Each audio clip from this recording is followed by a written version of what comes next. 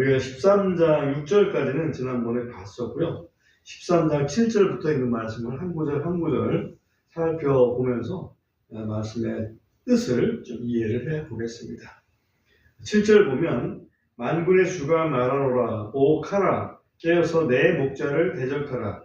내 동료인 그 사람을 대적하라. 목자를 치라. 그리하면 양들이 흩어질 것이요 내가 내 손을 돌이켜 작은 자들 위에 두리라.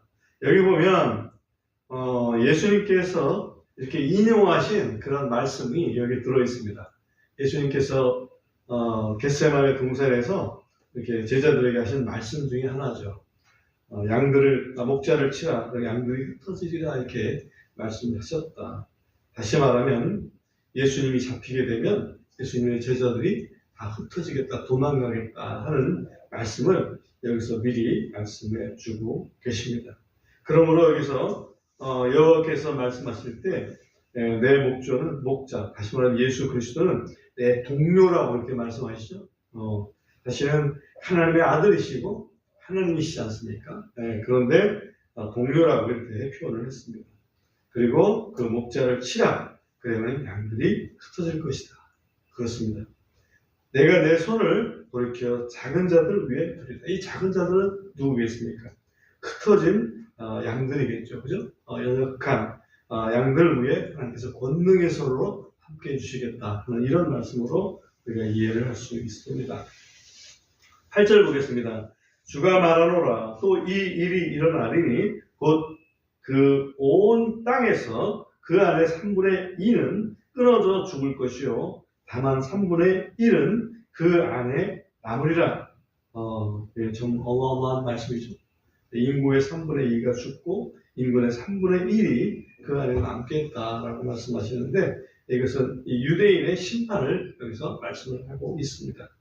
9절 보시면 내가 그 3분의 1로 불을 통과하게 하고 마치 은을 정련하듯이 그들을 정련하며 또 마치 금을 단련하듯 그들을 단련하리니 그들이 내 이름을 부를 것이요 또 내가 그들의 말을 들으리라. 내가 이르기를 이는 내 백성이라 하고 그들은 말하기를 주는 내 하나님이시니이다 하리라.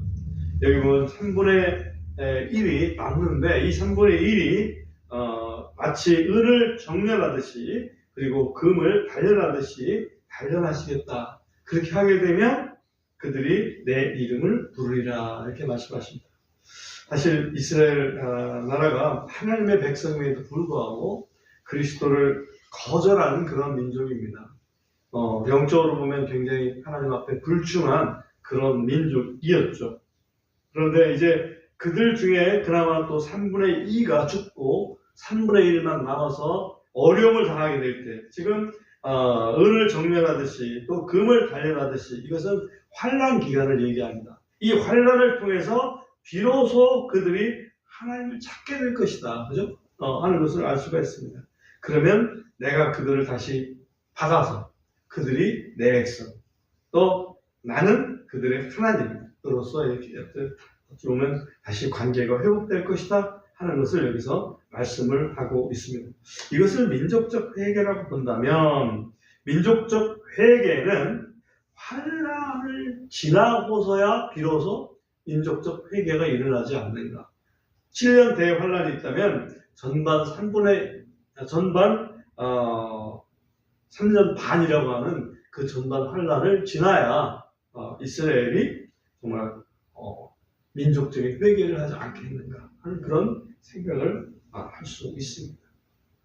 14장으로 넘어가겠습니다. 보라, 주의 날이 이르나니 내 노량물이 네 한가운데서 나누어지리라. 주의 날이 이르나니, 이 여호와의 날은 심판의 날이죠. 이 심판의 날인데 특별히 이때 심판의 날은 악인들을 심판하는 그런 날이 되겠습니다. 그 의미가 무엇일지 좀 더 살펴보겠습니다. 2절 한번 보겠습니다. 이는 내가 모든 민족들을 모아 예루살렘을 대적하여 전쟁하게 할 것이기 때문이라. 모든 민족들을 모아서 예루살렘을 대적하여 전쟁하게 하는 그 일은 소위 7년 환란 끝에 일어날 아마겟돈 전쟁을 여기서 말씀하고 있습니다. 곧 그 도시가 점령되고 집들은 강탈당하며 여인들은 겁탈당하고 도시의 반은 포로가 되어갈 것이나 백성의 남은 자들은 그 도시에서 끊어지지 아니하리라. 여기에 보면 정말 아마겟돈 전쟁을 통해서 이스라엘 민족, 남은 이스라엘 민족이 상당 부분 굉장히 힘든 시간을 지내게 될 것을 여기서 좀 엿볼 수가 있습니다.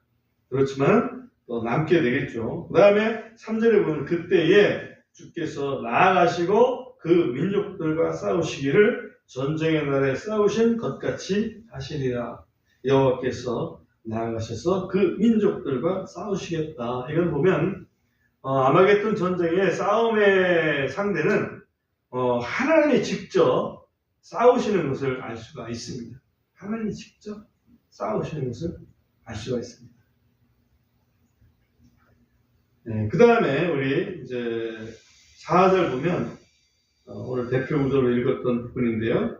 그날에 그분의 발이 예루살렘 앞 동쪽에 있는 올리브산 위에 설 것이요. 올리브산은 그것의 한가운데가 동쪽과 서쪽으로 갈라져 심히 큰 골짜기가 생길 것이며 그 산의 반은 북쪽으로 그 산의 반은 남쪽으로 옮겨지리라. 예수님의 발이 올리브산 위에 서게 되면 올리브산이 갈라져서 동서로 큰 골짜기가 생길 것이다 이렇게 말씀하고 있습니다. 사도행전 1장 11절에 보면 예수님께서 감람산 이 올리브산에서 승천하신 광경이 나옵니다. 그때 천사들이 이야기를 해줍니다. 너희가 지금 쳐다보는 이 예수님은 너희가 쳐다본 그대로 다시 오시리라. 그러니까 올리브산에서 승천하신 그 예수님은 올리브산으로 다시 재림하실 것을 말씀을 하고 있다. 이렇게 볼 수가 있습니다. 그 다음에 5절 보시면 또 너희가 그 산들의 골짜기로 도망하리니 이는 그 산들의 골짜기가 아살까지 이를 것이기 때문이라 라고 되어 있어요. 그래서 보면 갑자기 도망한다고 하는 표현이 나옵니다. 이스라엘 사람들이 지금 앞에서 보면 아마겟돈 전쟁이라고 하는 그런 큰 전쟁을 치르지 않습니까? 그 전쟁을 치를 때 골짜기가 생기면 도망갈 길이 생기잖아요. 그래서 여기 보면 아살이라고 하는 지명이 나오는데 이 아살이라는 지명은 많은 성경학자들이 이렇게 연구를 한 바로는 예루살렘 성의 그 동쪽 문이 있는 근처다. 그래서 그 근처까지 올리브산에서부터 골짜기가 생기면 그 예루살렘에 침공을 당할 때 그 유대인들이 도망할 길이 생긴다 이거죠. 실질적으로 그렇게 우리가 일단 이해를 하고 넘어가 보면 참으로 너희가 도망하기를 유다 우시아 시대에 지진 앞에서 피하여 도망한 것 같이 도망하리라. 우시아 시대에 지진이 있었다는 얘기는 우리가 있었죠. 이미 알고 있습니다. 그러나 그때에 얼마나 급하게 사람들이 도망했는지를 여기서 알 수가 있습니다. 그래서 그 지진을 피해서 막 도망하듯이 지금은 아마겟돈 전쟁터에서 도망하기 위해서 애를 쓰고 있는데 마침 그 골짜기가 크게 생겼다 이거지. 그래서 그 길로 도망하게 될 것이다. 또 주 내 하나님께서 임하실 것이요 모든 성도들이 주와 함께 임하리라. 이게 주 내 하나님께서라고 되어 있는데 이때 주 하나님께서 임하실 때는 그리스도께서 사실은 임하시죠. 재림하신 그리스도께서 임하시는데 이때 모든 성도들이 주와 함께 임하리라. 이 성도들이 주와 함께 임하리라 이 말씀을 보면 성도들이 주님과 함께 공중에 있다가 함께 내려오는 그런 장면을 연상해 볼 수 있습니다. 그래서 휴거가 일어나지 않으면 이걸 해석하기가 어렵고 만약에 휴거 성도가 아니라고 한다면 여기는 천사들을 그냥 모든 성도들이라고 표현했다 이렇게 볼 수가 있는데 천사들을 성도들이라고 표현한 적이 성경에는 아예 없습니다. 그러므로 이것은 그 전에 휴거가 반드시 있어야만 된다 하는 어떤 그 증거 말씀이라고도 볼 수가 있습니다. 그 다음에 6절에 보면 또 그날에 이 일이 일어나리니 곧 빛이 밝지도 않고 어둡지도 아니하리라. 그러나 그것은 주께서 아실 한 날이 되리니 낮도 아니요 밤도 아니니라. 그러나 이 일이 일어나리니 곧 저녁 때에 그것이 빛이 되리라. 참 이건 굉장히 어려운 이해하기 어려운 그런 말씀이라고 보여집니다. 밝지도 않고 어둡지도 않고 어슴푸레하다 그런 얘기죠. 어슴푸레할 때 보면 그때가 아마 초저녁쯤이거나 아니면 새벽이거나 그럴 때 보면 좀 밝지도 않고 어둡지도 않고 그런 그 장면을 우리가 살면서 볼 수가 있는데 그런 또는 뭔가 빛이 있긴 있는데 안개가 자욱해가지고 또 잘 안 보일 그런 경우도 생길 수가 있습니다. 그래서 여러 성경학자들이 연구를 했는데 그래서 뭔가 섞여 있는 상태가 아니겠느냐. 다시 말하면 기쁨도 섞여 있고 슬픔도 섞여 있는 그런 상태로 좀 성도들의 눈앞에 이렇게 환하게 이렇게 빛이 안 비치는 이스라엘의 유대 민족한테 환하게 빛이 안 비치는 그런 상태가 아니겠느냐. 이렇게 이제 해석하는 그런 그 분들도 있습니다. 우리 한번 좀 그리스도께서 계시기 전까지는 정말 그 밝은 빛이라고 볼 수 없겠죠. 그 다음에 한번 보겠습니다. 그러나 그것은 주께서 아실 한 날이 되리니 이 말씀이 굉장히 어렵습니다. 주님은 아시지만은 사람들은 잘 모를 그럴 날이라는 얘기죠.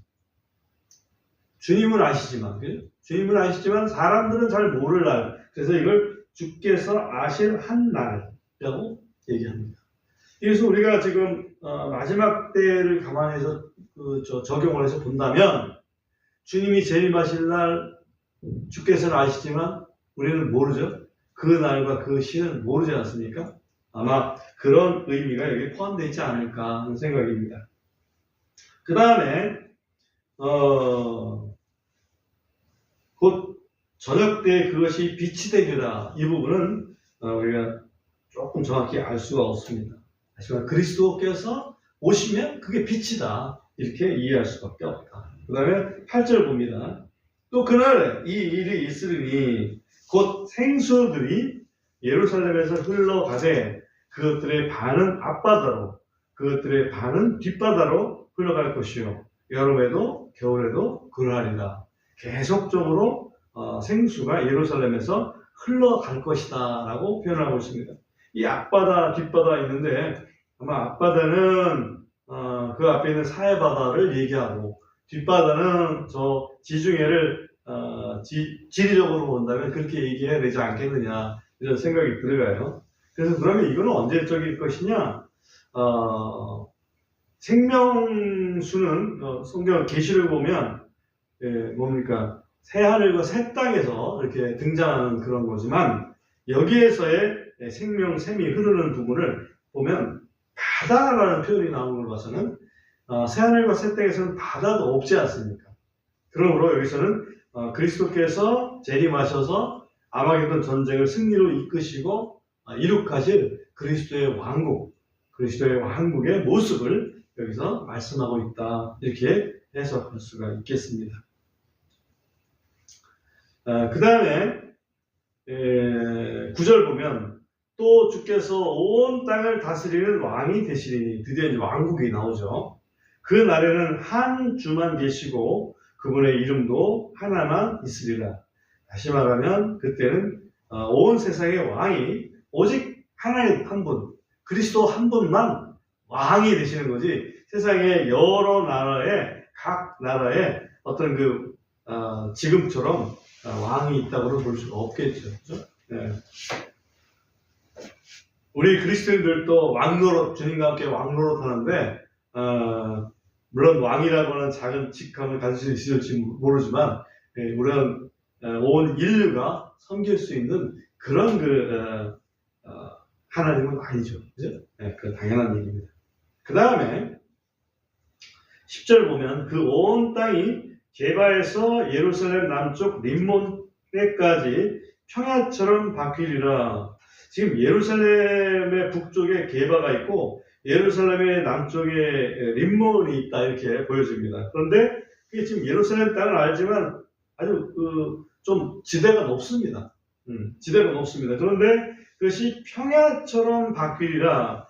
또 그것이 위로 들려지고 그네의 처소에 사람이 거주하리니 곧 베냐민 문에서부터 첫째 문이 있는 곳과 모퉁이 문에까지 그리고 하나넬 망대에서부터 왕의 포도즙들이 있는 곳까지라. 여기 보면 뭐 하나넬 망대 뭐 이런 모퉁이 문 이런 표현들은 느헤미야 시대에 예루살렘 성벽을 건축할 때 나왔던 그런 이름들하고 굉장히 비슷합니다. 그죠? 그걸 봐서는 예루살렘 성벽을 이렇게 이야기한다 이렇게 볼 수가 있고요. 그 성벽의 내에 사람들이 거주하겠다. 그죠? 그 전에는 전쟁 때문에 수많은 사람들이 죽고 그리고 겨우 남아서 생존하는 그런 모습에서 완전히 이제는 새로운 사람들이 넘실대는 그런 모습으로 바뀔 것을 여기서 말씀하고 있다 이렇게 보여줍니다. 그 다음에 12절 보면 11절 보면 사람들이 그 안에 거하겠고 더 이상 완전한 멸망이 없으리니 예루살렘이 안전하게 거주하리라. 지금도 예루살렘에 사람들이 있습니다. 그죠? 사람들이 있는데 안전한가요? 안전하지 않고 항상 불안합니다. 그래서 그리스도께 통치하시는 그 그리스도의 왕국 천년 왕 때에 비로소 이 말씀이 성취가 될 것이다. 이렇게 이해를 할 수가 있습니다. 그 다음에 12절 보면 예루살렘을 대적하여 싸우는 모든 백성에게 주께서 치실 역병 재앙이 이러하니 곧 그들이 자기들의 발을 딛고 서 있는 동안에 그들의 살이 소멸되어 없어지고 그들의 눈이 그들의 눈구멍 속에서 소멸되어 없어지며 그들의 혀가 그들의 입 속에서 소멸되어 없어지리라. 예루살렘을 대적하여 싸우는 모든 백성이라고 하면 아마겟돈 전쟁에서 그 적그리스도가 이끄는 그런 그 군사들을 얘기를 하죠. 그 군사들이 하나님에 의해서 다시 말하면 그리스도와 그 천사들에 의해서 완전히 패망을 당해야 되는데 그때 하나님께서 치실 역병 재앙이 이렇다 이거지. 갑자기 서 있는데 살이 썩어 없어져. 아우. 눈을 쳐다보고 있는데 눈구멍에서 눈이 없어져 버려. 와우. 혀가 뭔가 말을 하는데 혀가 없어져 버려. 와, 이건 뭐 진짜 생각만 해도 좀 끔찍하죠. 서 있을 수도 없고 볼 수도 없고 말할 수도 없는 그런 아주 모습이 됩니다. 13절 또 그날에 이 일이 일어나리니 곧 그들 가운데 주께로부터 큰 소동이 임하여 그들이 각자 자기 이웃의 손을 붙잡으며 그의 손이 자기 이웃의 손을 대적하여 일어나리라. 한 놈 두 놈 그렇게 죽어가면 그 이웃에 대해서 이렇게 정이 있겠어요? 내가 살려고 하겠지, 그죠? 어떻게든지. 그래서 그런 그 대적이 일어나겠다. 하나님께서 그런 그 적그리스도의 세력을 물리치는 방법 중에는 하나님께서 재앙을 내리시면 그들끼리 자멸하는 그런 모습을 여기서 상상을 해볼 수가 있습니다. 14절 또한 유다도 예루살렘에서 싸우리니 사방에 있는 모든 이교도들의 부가 함께 거두어져 금과 은과 의복이 심히 풍부해지리라. 이 말은 그러면 그 적군이 소멸되고 있으면 이스라엘 백성들은 그들이 갖고 있던 어떤 그 물품들은 금은 보화들은 자기들의 것이 될 거 아니에요. 그죠? 네. 그런 그 어부지리로 얻어지는 전리품을 여기서 말씀하고 있다. 15절을 보면 또 말과 노새와 낙타와 나귀와 이 장막들 안에 있을 모든 짐승들에게 이 말 역병제하고 이 역병제한과 같으리라. 거기에 군사로 동원했던 그 말들, 그런 전쟁 무기들, 그런 것들도 마찬가지로 하나님의 그 재앙에 의해서 소멸될 것이다. 어떻게 하나님께서 그들을 다 처리하실까라는 그런 우리가 의문이 있었지만, 그런 재앙을 통해서 충분히 하나님 하실 수 있는 일입니다. 16절. 또 이 일이 일어나리니 곧 예루살렘을 치러왔던 모든 민족들 중에 나라 있는 모든 자는 산으로 해마다 올라와서 왕이신 만군의 주께 경배하며 장막절을 지키리라. 아하, 여기 장막절이라는 말이 드디어 등장합니다. 치러왔던, 다시 말하면 적그리스도와 하나 됐던, 그 같이 연합했던 그 민족들이죠. 이방 민족들. 예루살렘을 대적했던. 근데 그 사람들이 살아남았어요. 일부가. 그 살아남은 사람들은 장막지를 지키러 예루살렘으로 올라온다 이거지, 해마다.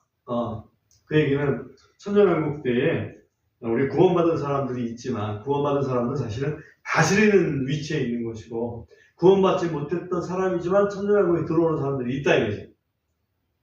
그 사람들은 장막절을 지키겠다. 이 장막절은 결과적으로 상징하는 게 뭐겠어요? 천년왕국이지. 지금 유대인의 7절기가 있지 않습니까? 우리 7절기를 다 봤어요. 6월절은 예수님의 죽으심, 무기절은 예수님의 묻히심, 그 다음에 초실절은 예수님의 부활하심, 그죠? 그리고 또 오순절은 성령 강림하심, 그 다음에 이제 나머지 3절기가 가을절기 있잖아요. 거기서 나팔절에는 예수님께서 재림하심, 그 다음에 대속죄일, 이 대속죄일이면 이스라엘 백성들이 민족적인 구원을 받게 되는 그런 날이 되겠고, 그 다음에 마지막 장막절, 초막절은 천년왕국을 상징한다. 이렇게 우리가 상고를 할 수가 있었습니다. 그래서 주께 경배하며 장막절을 지키리라 이렇게 말씀을 하고 있고요. 17절. 또 이 일이 있으리니 곧 땅의 모든 가족들 중에서 누구든지 왕이신 만군의 주께 경배하러 예루살렘에 올라오지 아니하면 바로 그들에게 비가 내리지 않을 것이니라. 만일 이집트 가족이 올라와서 거기에 가지 아니하면 비를 받지 못하고 거기에 역병 재앙이 있으리니 그것으로 주께서 장막절을 지키러 올라오지 않는 이교도들을 치시리라. 이거는 우리가 상상하기 어려운 장면입니다. 왜냐하면 천년왕국 때는 그런 것들이 없을 것이라고 우리 상상을 하죠. 상상을 하는데, 한 가지 이제 이게 마음에 좀 남을 수 있는 부분이 하나 있는데, 뭐냐면 천년왕국이 끝나면 무적행위로부터 마귀가 잠시 풀려나잖아요. 잠시 풀려나서 그 마귀가 세상에 있는 민족들을 꿰는데, 꿰서 하나님을 대적하게 만든단 말이지. 하나님의 백성이라면 꾀임에 당하겠어요? 아니겠죠? 그래서 구원받은 백성들이 아니고 천년왕국에 들어온 백성들 중에서는 이렇게 마귀의 게임에 넘어갈 존재들이 분명히 있다. 그런 면에서 보면 그들이 처음에는 정말 이 의무감으로 이렇게 안 하면 안 되니까 그래서 나오겠지만, 나중에는 그 내심에는 아직 변화받지 못한 그런 사람들도 있지 않겠느냐, 이런 것을 여기서 좀 엿볼 수가 있습니다. 그 다음에 19절을 보면 이것이 이집트가 받을 벌과 장막절을 지키러 올라오지 않는 모든 민족들의 벌이 되리라. 20절. 그날에는 말방울들 위에 주께 거룩이라고 새겨져 있을 것이요 주의 집에 있는 솥들은 제단 앞에 있는 대접들과 같으리라.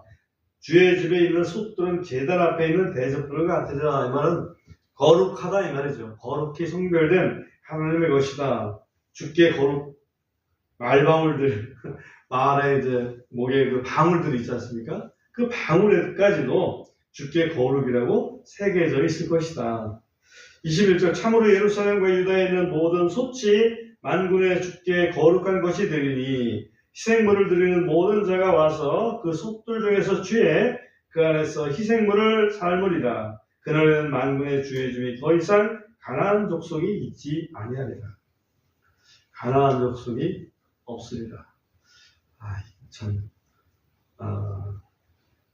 하나님을 섬기지 않는 그런 백성은 당연히 여호와의 집에 있을 수가 없겠죠. 예루살렘 전체가 결국은 여호와의 집이 될 것이다. 그렇지 않습니까?